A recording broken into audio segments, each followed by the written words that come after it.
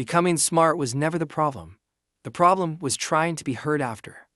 Because the more clearly you see the world, the less people want to hear you. And that's silence. It doesn't feel like peace. It feels like rejection. And maybe you've started to wonder if you're just too sensitive or imagining it. You're not. Society has always feared deep thinkers. Not because they're wrong, but because they arrive too early. Their clarity feels like confrontation. Their words sound like accusations, even when whispered gently. Because some truths don't echo, they expose. That kind of clarity isn't celebrated, it's punished. Here's why intelligence isn't just admired, it's reflected. When someone strong walks in, we might feel inspired. When someone rich enters, we might get curious. But when someone truly sharp speaks, it doesn't just land, it reveals. Psychologists call it the mirror effect. Deep thinkers don't show off. They reflect back the parts of others they're not ready to see.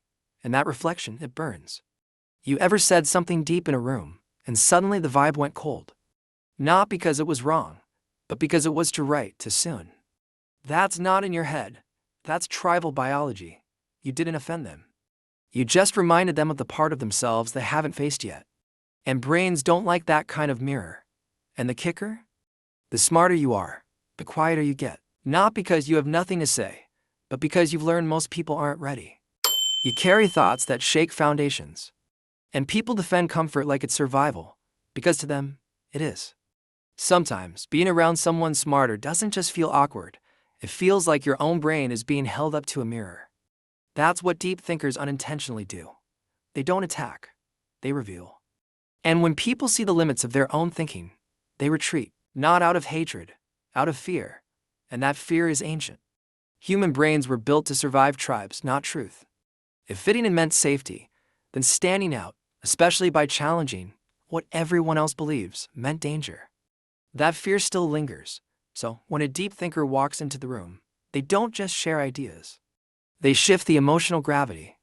And most people, they're not built for that. I used to think something was wrong with me. That maybe I was too intense, too complicated, too much.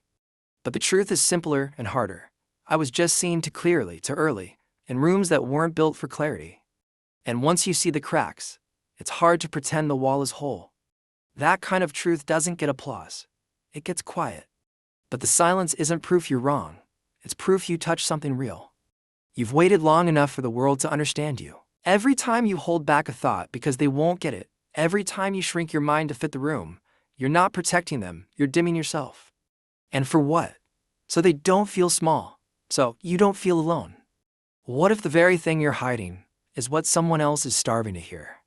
Before it's too late, start speaking like someone out there actually needs the truth you carry. If this is hitting something in you, pause and share your story in the comments. Not for me, for someone else who thought they were the only one. You weren't rejected for being wrong. You were rejected for being right, before they were ready. Some people don't avoid you. They avoid what you make them feel about themselves. Seeing too much is not a flaw. It's a future no one's prepared for yet.